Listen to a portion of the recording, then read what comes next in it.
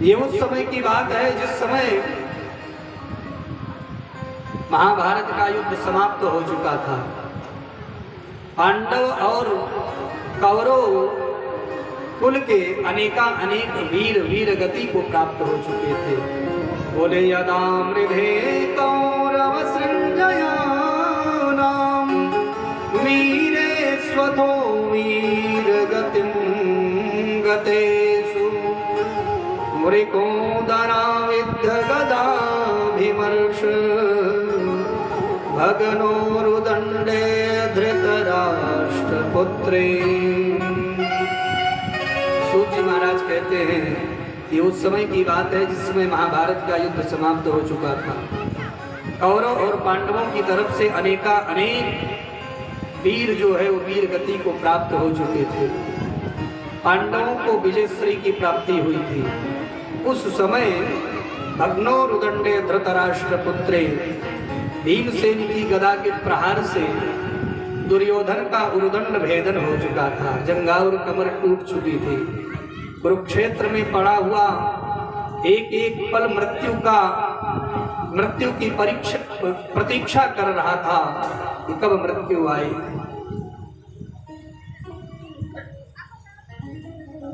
उस रणभूमि में कुरुक्षेत्र में पड़ा हुआ व्यथित और दुखित अवस्था में आज उस दुर्योधन के शरीर को आकाश में गिद्ध जैसे मांसाहारी पक्षी उड़ते हुए कभी कभी मृत शरीर जान करके मांस नोचने के लिए चले आते, और ऐसी स्थिति में उन पक्षियों को दूर भगाने का भी सामर्थ्य दुर्योधन के भीतर नहीं है। फिर भी रणभूमि में पड़ा हुआ है। उसी समय गुरुपुत्र अश्वत्थामा आया। अश्वत्थामा ने कहा कि मित्र, मुझे पहले से ही पता था कि आपकी यही गति होने वाली है, क्योंकि आपके सेना में जितने भी लोग थे वो शरीर से थे। जितने भी सेनापति थे, जितने भी वीर थे, जितने सैनिक थे, सब शरीर से तो थे, परंतु मन से जो है वो पांडवों का पक्ष ही लेते थे। अब जरा देखो कि भीष्म पितामह इतने बड़े महान योद्धा और उनके रहते हुए भी आपको हार का मुख देखना पड़ा। कर्ण दुशासन जैसे बड़े बड़े ये वीर आपकी सेना में, और आपको हार का मुख देखना पड़ा। ये कदापि उचित नहीं। और मित्र, आपकी ये दुर्दशा देखी नहीं जाती, दो स्वरूप से नहीं देखी जाती।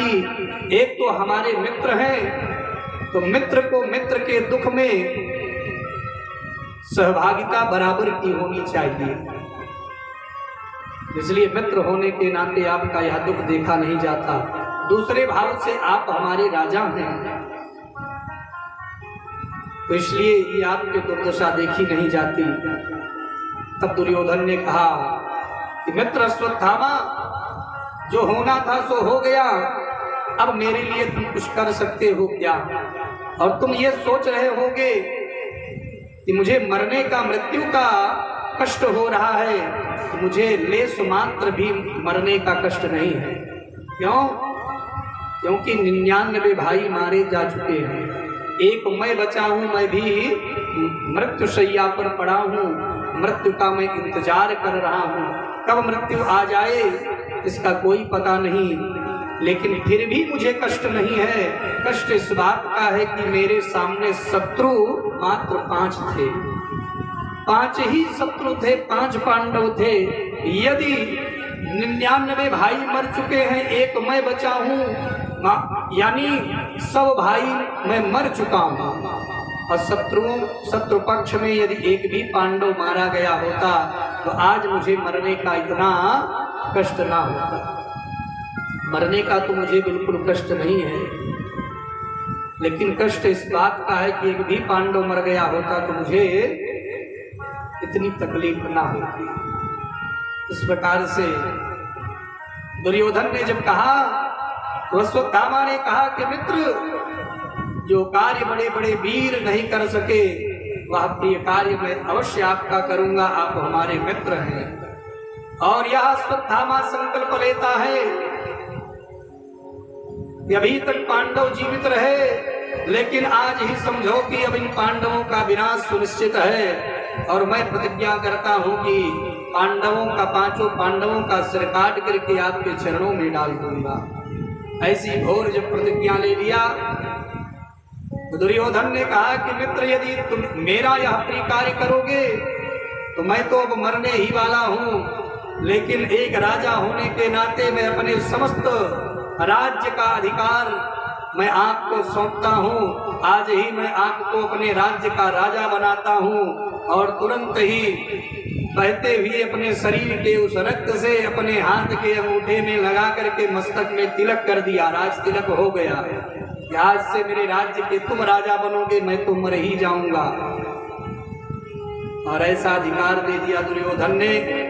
अश्वत्थामा और प्रतिज्ञा लेकर के हाथ में तलवार लेकर के निकल पड़ा। रात्रि का समय पांडवों की विजय रात्रि है, और उस विजय रात्रि के समय में भगवान कृष्ण कन्हैया द्वारिकाधीश तो सब कुछ जानते हैं। ऐसे सर्वसमर्थवान प्रभु परमात्मा ये जानते हैं कि आज क्या होने वाला है। भगवान ने कहा पांडवों से कि देखो पांडवों, अभी तक नित्य आप अपने शिविर में निवास करते थे, यहीं रह करके आप युद्ध करते थे, परंतु आज की रात्रि विजय रात्रि है। और इस विजय रात्रि को हम इस स्थान पर रह करके नहीं बनाएंगे। चलो बाहर कहीं घूम करके आते हैं, विजय रात्रि बाहर ही हम धूमधाम से मनाएंगे। पांचों पांडवों को लेकर के द्वारिकाधीश निकल गए, शिविर से दूर चले गए। भगवान तो सब जानते हैं कि आज क्या होने वाला है, लेकिन पांडवों की रक्षा का दायित्व भगवान के ऊपर है। भगवान समझते हैं यदि पांडव रहेंगे तो अश्वत्थामा का जो संकल्प है, जो उसकी प्रतिज्ञा है, वो पूर्ण हो जाएगी। इसलिए भगवान वहां से पांडवों को लेकर के बाहर चले गए। जिस शिविर में पांडव निवास करते थे, उसी शिविर में आज पांडव नहीं, पांडव पुत्र जो द्रौपदी से उत्पन्न हुए हैं, ऐसे 5 पांडवों के द्वारा अर्जुन, भीम, नकुल, सहदेव, युधिष्ठिर इत्यादि से एक संतान की उत्पत्ति द्रौपदी के द्वारा हुई है। वही द्रौपदी के 5 पुत्र जो हैं, जहाँ पर पांडव जिस शिविर में नित्य निवास करते थे, वहीं पर जाग करके सो गए।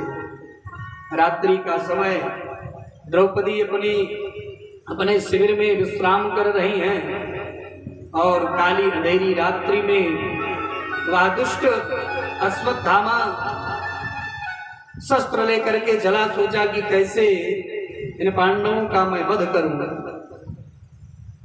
मार्ग में चलते समय उसको एक युक्ति आई, एक नीति समझ में आई, जिस नीति को कहते हैं काकउलूकन न्याय। काकउलूकन न्याय, इस नीति का उसने आश्रय लिया। काकउलूकन न्याय का मतलब है कि एक बार ब्रह्मा जी की सभा में सभी पक्षियों की मंत्रणा हुई और सभी पक्षी बुलाए गए।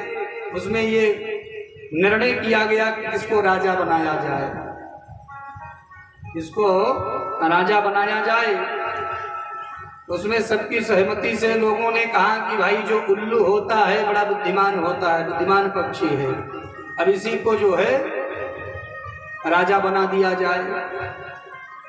तो कोई कुछ बोला नहीं, लेकिन इतने में उन पक्षियों के मध्य में कौआ था, काक था।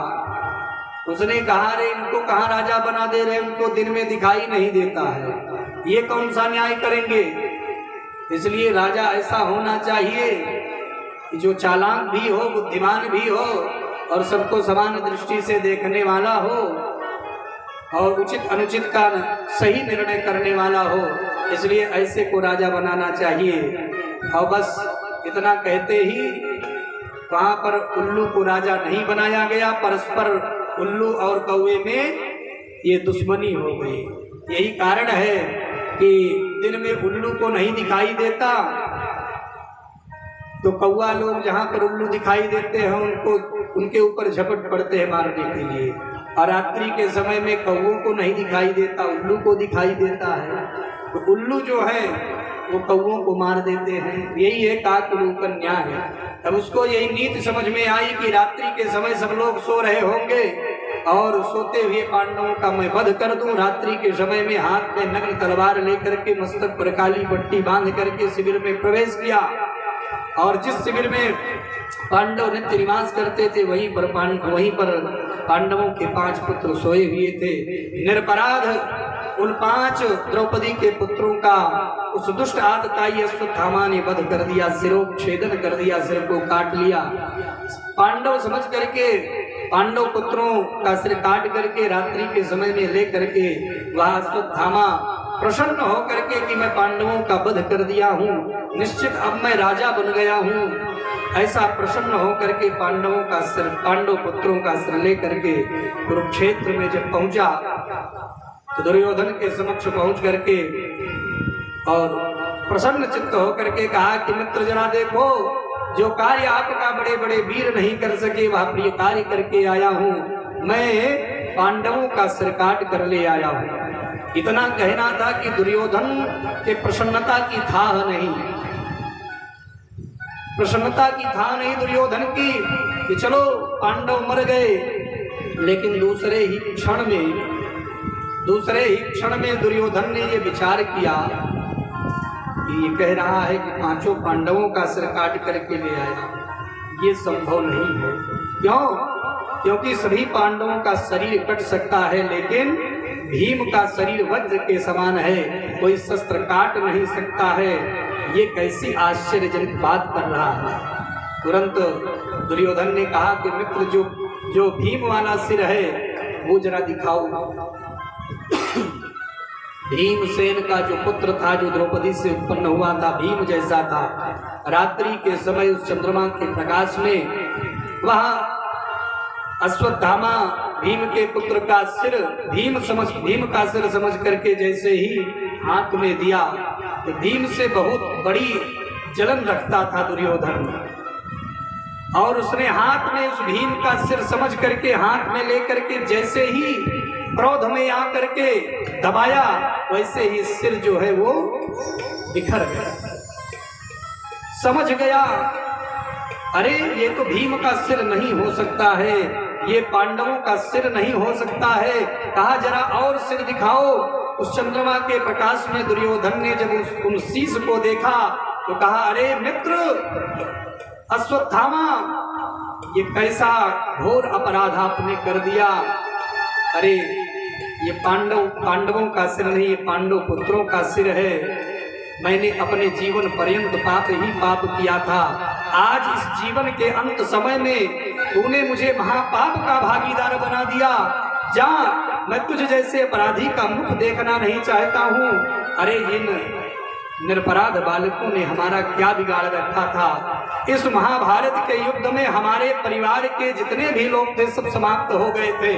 अब हमारे कुल में कोई बचा नहीं था जो पितरों को जलांजलि दे, जो पिंडदान करे। यही तो हमारे कुल के दीपक थे, और जो पितरों को जलदान करते, लेकिन इनको भी इन्हें मार करके सबको समाप्त कर दिया। जा, मेरी आंखों के सामने से दूर चला जा, तुझ जैसे अपराधी का मुख नहीं देखना चाहता। ऐसा वह करुण क्रंदन करता हुआ शोक सागर में डूब गया।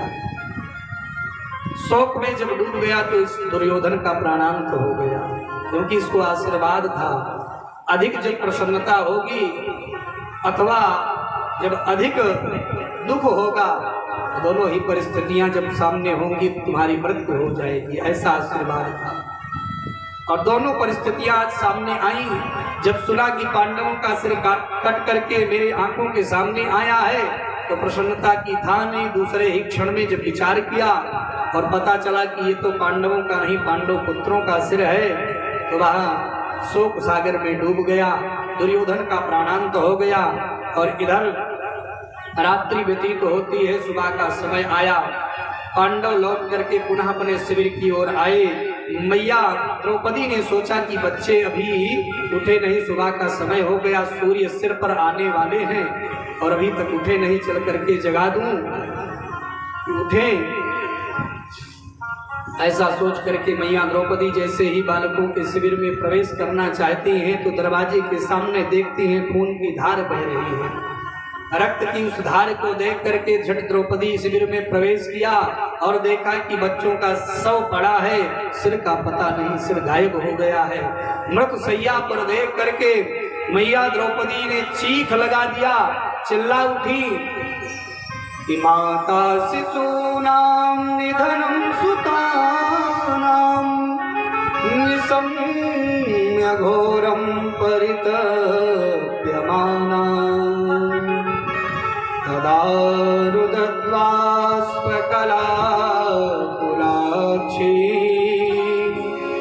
तां सान्त्वयन्नाह किरीटमाली।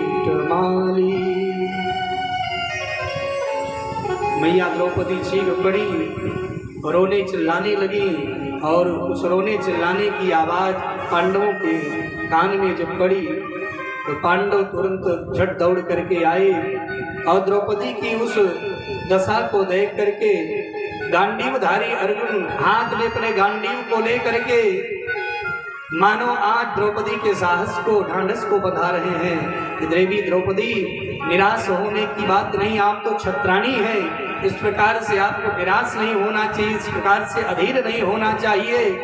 जिस दुष्ट आतताई ने सोते हुए निरपराध बालकों की हत्या कर दिया है, ये गांडीवधारी अर्जुन आज प्रतिज्ञा करता है कि उस आतताई को मैं छोड़ने वाला नहीं, उसको मैं मृत्युदंड दूंगा और उस आतताई का सिर काट करके आपके चरणों में मैं डाल दूंगा और उसी आतताई के सिर के ऊपर पैर रख करके अपने बालकों के लिए आप जलदान करना। ऐसी घोर प्रतिज्ञा लेकर के द्रौपदी को ढांढस बंधाते हुए अर्जुन भगवान के साथ रथ पर सवार होकर के निकले। मार्ग में चलते हुए विचार हुआ कि ऐसा निंदित जुगुप्सित कर्म करने वाला कौन हो सकता है, क्योंकि कौरव पक्ष में कोई बचा नहीं है। तब स्मरण हुआ कि अश्वत्थामा मात्र एक बचा है, ऐसा निंदित कर्म करने वाला उसके अलावा कोई हो नहीं सकता। और अश्वत्थामा ने अपने प्राणों की रक्षा के लिए दूर जाने का निश्चय कर लिया। वो भागने लगा कि अर्जुन छोड़ने वाला नहीं है, भाग रहा है भगवान रथ और अर्जुन को लिए हुए उस अश्वत्थामा का पीछा करते हैं। अश्वत्थामा भाग रहा है अपनी तरफ, रथ को आता हुआ देख करके बहुत घबराया। प्राण को संकट में जब देखा तो अश्वत्थामा ने अर्जुन के ऊपर ब्रह्मास्त्र का संधान कर दिया। अपनी ओर अग्नि की भांति जलते हुए इस ब्रह्मास्त्र को आता हुआ देख करके अर्जुन बहुत घबराए और भगवान की शरणागति लिया। भगवान के श्री चरणों में आकर के अर्जुन कहने लगे, ये कृष्ण कृष्ण महाबाहो भक्तानां भयंकर त्वमेको दह्यमानानां अपवर्गोऽसि संसृते। सरकार, हे कृष्ण कन्हैया, ये शस्त्र मुझे जला देना चाहता है, मेरे प्राणों की रक्षा कीजिए, मैं आपके शरण में हूँ। भगवान मुस्कुराए। भगवान ने कहा, अरे अर्जुन, आप तो शस्त्रों के परम ज्ञाता हैं, इस प्रकार से अधीर नहीं होना चाहिए। और प्राण संकट में देख करके अर्जुन ने ब्रह्मास्त्र चलाया है और आप इस चलाना तो जानता है, वापस करना नहीं जानता है, और लोहे को लोहा ही काट सकता है। समझ गए। अर्जुन ने भगवान को प्रणाम किया और अपने गांडीव पर ब्रह्मास्त्र का संधान कर दिया। अग्नि की भांति जलते हुए दोनों शस्त्र आपस में मिलने ही वाले थे तो पूरी सृष्टि में हलचल सी हो गई, लेकिन मंत्रों द्वारा गुरु कृपा से अर्जुन ने दोनों ही शस्त्रों को एकीकृत करके और दोनों ही ब्रह्मास्त्र को अपने पुनः तरकस में धारण कर लिया। बोले कृष्णचंद्र भगवान की जय। इस प्रकार से शस्त्र को धारण किया, भगवान ने रथ को बढ़ाया और अर्जुन ने उस अश्वत्थामा को पकड़ करके पशुओं की तरह बांध करके रथ में पटक दिया। रथ में रख करके लेकर के आए और द्रौपदी के सामने खड़ा कर दिया। देवी द्रौपदी, जरा देखो, यही आतताई है, दुष्ट है, जो आपके निरपराध बालकों की हत्या कर दिया। कहिए इसके साथ मैं कैसा व्यवहार करूं, क्योंकि इसने निरपराध पांच पुत्रों का वध किया है, कैसा दंड मैं इसको दूं? तो कहते हैं कि तथारितम पशुवत पाशबद्धम अवामुखम कर्म जुगुप्सितेन निरीक्ष कृष्णापकृतं गुरोश्रुतं त्वाम स्वभावा कृपया ननाम च। निंदित जुगुप्सित कर्म करने के कारण अश्वत्थामा जब द्रौपदी के समक्ष आया तो अवामुखम कर्म जुगुप्सितेन, सिर उसका झुका हुआ है, पशुओं की भांति बंधा हुआ है।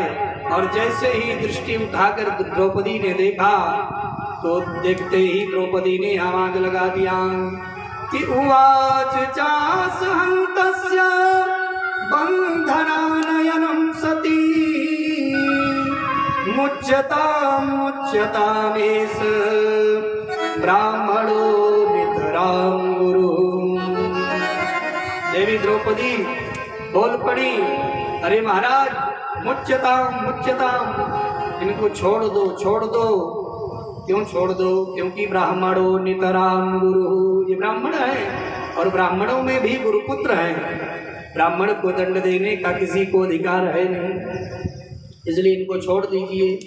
और महाराज क्या आप ये भूल गए कि जिन गुरुदेव ने आपको अपना अनन्य शिष्य समझ करके समस्त सरहस्यो धनुर्वेदा सविसर्गोपसंयमाः, धनुर्वेद के जितने भी रहस्य थे सारे रहस्यों को आपको बता दिया। ऐसे गुरुपुत्र को बांध करके ले आए हो, तुम्हें लज्जा नहीं आती? क्योंकि आत्मा वही जायते पुत्र, पुरुष की आत्मा ही पुत्र के रूप में जन्म लेती है। ये साक्षात गुरुदेव ही आपके सामने खड़े हैं और आप इनको पशुओं की भांति बांध करके ले आए हैं। आपको लज्जा आनी चाहिए, इनको छोड़ दीजिए। और तो और महाराज, जिस दिन गुरुदेव भगवान उस महाभारत के युद्ध में नहीं रहे, उसी दिन मैया मेरी गुरुमाता वो भी सती हो जाना चाहती थी, परंतु अपने इसी पुत्र को देख करके जीवित रही, वो सती नहीं हुई। यदि जीवन के सहारे इस गुरुपुत्र को भी तुमने प्राण दंड दे दिया तो आज एक ब्रह्म हत्या नहीं अपितु दो हत्याओं का दोष लग जाएगा। क्योंकि अपने इस पुत्र के वियोग को सहन नहीं कर पाएगी। अरे महाराज, मेरे 5 पुत्र नहीं रहे तो मेरे जीवन के सहारे 5 पति हैं, लेकिन मेरी गुरुमाता के जीवन का सहारा कौन बनेगा? पति नहीं रहा, यही पुत्र इसी को देख करके वो जीवन जीती है। यदि ये भी नहीं रहेगा तो उस वेदना को सहन नहीं कर पाएंगे, प्राणांत हो जाएगा मेरी गुरुमाता का। और मारोदीदस्य जननी गौतमी प्रतिदेवता यथा मृतवत्सारता करोदिम्यश्रुमुखी मुहुः। मेरी गुरुमाता प्राणों को छोड़ देगी, इसलिए मैं नहीं चाहती हूँ। एक माता होने के कारण जो आज अपने हृदय में मैं कष्ट सह रही हूँ, जिस कष्ट को मैं पा रही हूँ, ऐसा ही कष्ट मेरे कारण कोई माँ पाए, ये बिल्कुल नहीं चाहती हूँ, इसलिए इनको छोड़ दूँ। इस बात को सुन करके धर्मराज युधिष्ठिर ने सहमति जताई कि द्रौपदी जो कहती बिल्कुल ठीक कहती हैं कि ब्राह्मण को दंड देने का अधिकार किसी को नहीं, वैसे भी ये गुरुपुत्र हैं, इनको छोड़ देना चाहिए। चाहे जितना ये निंदित कर्म किया है, लेकिन ये दंड देने का अधिकार इनको मेरा नहीं है, इनको छोड़ देना चाहिए। और बगल में खड़े हुए अर्जुन ने सोचा कि अब मैं क्या करूं, मेरी प्रतिज्ञा है कि सारताई का सिर काट लूंगा, मृत्युदंड दूंगा। यदि मैं प्रतिज्ञा के अनुसार मैं कर्म नहीं करता हूं तो मुझे मरना पड़ेगा। अब मैं क्या करूं? तो पुनः भगवान की शरणागति लेते हैं, भगवान की शरण में आए। अरे कृष्ण कन्हैया, अब आप ही बताएं क्या करना चाहिए। भगवान ने कह दिया कि ब्रह्म बंधुर्न हन्तव्य आततायी वधार्हणा मयैवो भयमाम्नातुं परिपायनुशासनम्। कहा कि ब्रह्मबंधु न हंतव्य, ब्राह्मण को दंड नहीं देना चाहिए, लेकिन आतताई व धारणा, यदि कोई आतताई है, दुष्ट है, तो उसको छोड़ना भी नहीं चाहिए। एक तरफ भगवान कहते हैं कि ब्राह्मण को दंड नहीं, ब्रह्मबंधु न हंतव्य, ब्राह्मण को दंड नहीं देना है, और आतताई है, दुष्ट है, तो उसको छोड़ना भी नहीं है। ऐसी परिस्थिति में क्या करें? अर्जुन ने कहा, वार एक टेढ़ी टांग वाले,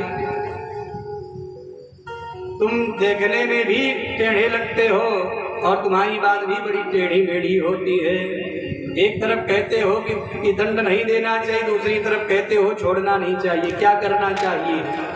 तो भगवान मानो गीता में उपदेश करते हुए कहते हैं कि संभावितस्य च कीर्तिं मरणाद इति रिच्यते। किसी सम्मानित व्यक्ति का सभा में अपमान कर देना ही उसके लिए मृत्युदंड के समान है। समझ गए? और वपनम द्रविणादानम स्थानान्निरयापणम तथा एष ही ब्रह्मबन्धूनां वधो नान्योस्ति दैहिकः। कहते हैं ब्राह्मण को दैहिक दंड नहीं देना चाहिए। भगवान कहते हैं गीता में कि संभावितस्य च कीर्तिं मरणाद इति रिच्यते। किसी सम्मानित व्यक्ति का, प्रतिष्ठित व्यक्ति का सभा में अपमान कर देना ही उसके लिए मृत्युदंड के समान है। क्योंकि आपने अगर प्राण दंड दे दिया तो एक बार मर जाएगा, लेकिन कोई प्रतिष्ठित व्यक्ति का अगर सभा में अपमान कर दिया तो अपने अपमान को जब जब याद करेगा तब तब वो मरता रहेगा। जितनी बार याद करेगा उतनी बार मरेगा। गोस्वामी जी कहते हैं कि संभावित अपजस संभावित अपजस